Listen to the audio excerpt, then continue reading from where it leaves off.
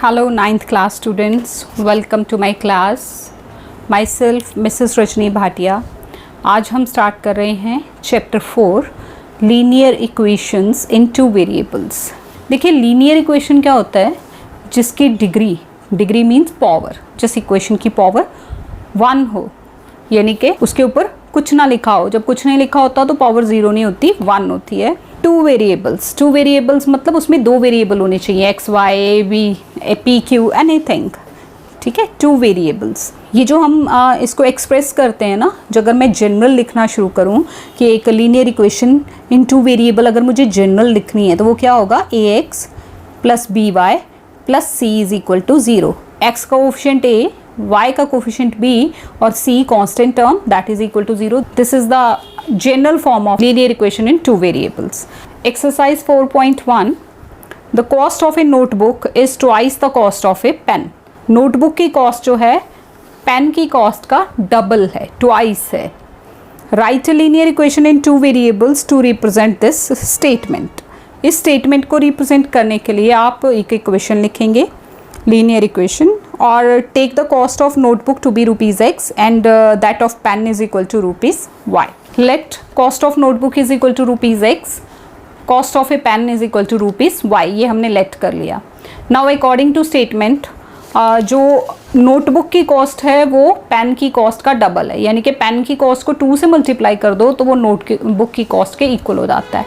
तो x is equal to 2y, मतलब अब इस 2y को यहाँ ले आते हैं, x minus 2y is equal to 0. अगर इसको पूरा लीनियर फॉर्म में लिखना है तो हम लिखेंगे x minus 2y plus 0. Constant term नहीं है तो उसकी जगह 0 लगा देंगे, दैट इज इक्वल टू 0. ये भी करेक्ट है, ये भी करेक्ट है, आप जो मर्जी लिख सकते हो. दिस इज द इक्वेशन, ये इक्वेशन है to represent the given condition. जो हमारी गिवन पेन और नोटबुक वाली कंडीशन थी उसको लिखने के लिए ये इक्वेशन है हमारे पास. कई बुक्स में ऐसे ही लिखा हुआ है x minus 2y, constant term नहीं है तो 0 लगा भी सकते हो. अगर जनरल के अकॉर्डिंग देखें तो ये लगाना चाहिए, तो प्लस या यहाँ तक ही छोड़ दो या ऐसे लिख लो, it's up to you. Question number 2 देखिए, express the following linear equations in the form a x plus b y plus c is equal to 0 and indicate the values of a b and c in each case. ये जो कुछ equations दी हैं आपने इनको किस form में लिखना है, जनरल फॉर्म. जो general linear equation in two variable है, a x plus b y plus c is equal to 0, और फिर आपने बताना है ए की क्या वैल्यू है, बी की क्या वैल्यू है और सी की क्या वैल्यू है. फर्स्ट पार्ट है 2x plus 3y is equal to 9.35 बार. देखो सबसे पहले जनरल इक्वेशन क्या है, a x plus b y plus c is equal to 0. ये आपने हर पार्ट के साथ लिखनी है. ये हमारी गिवन है. सी जो है वो लेफ्ट हैंड साइड की तरफ ही होना चाहिए, तो हम इसकी साइड चेंज कर देंगे. 2x प्लस 3y माइनस 9.35 बार इज इक्वल टू 0. अब इक्वेशन जनरल जो है वो प्लस फॉर्म में होती है, तो हम इसको, ताकि हमें ए बी सी को डिफ्रेंशिएट करने में मुश्किल ना हो, साइन ना छूटे, इसलिए हम इसको ऐसे लिखेंगे 2x plus 3y. Plus into minus minus होता है ना, तो ये plus c is equal to 0. अब c की वैल्यू आपको समझ आ गई कि ये जो सारी नेगेटिव है ना, ये सारी, कई बार बच्चे क्या लिखते हैं c इज इक्वल टू 9.35 बार, वो रॉन्ग हो जाता है क्योंकि ये नेगेटिव साइन भी साथ ही जाएगा. तो कंपेयर करने से हम क्या लिखते हैं, a क्या है 2, b क्या है 3 और c क्या है माइनस 9.35 बार. नेक्स्ट है x minus Y by 5 minus 10 is equal to 0.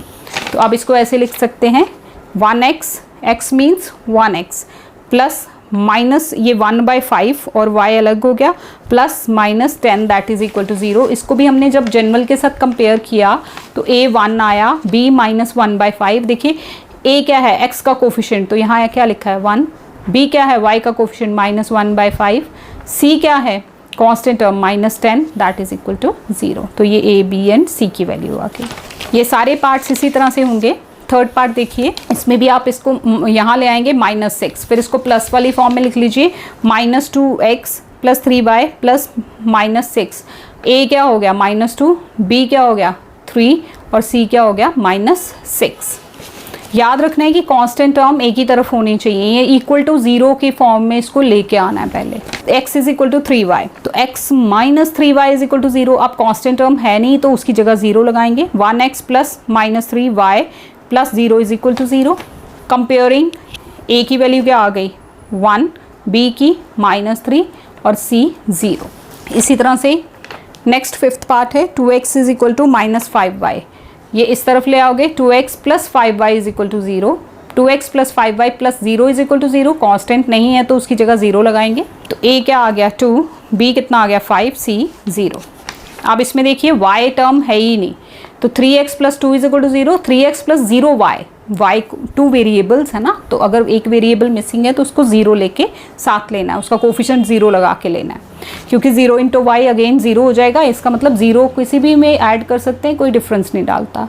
तो 0y plus 2 is equal to 0। जब हम इसको कंपेयर करेंगे तो a is 3, b is 0, c is 2। Next part 7th is y minus 2 is equal to 0।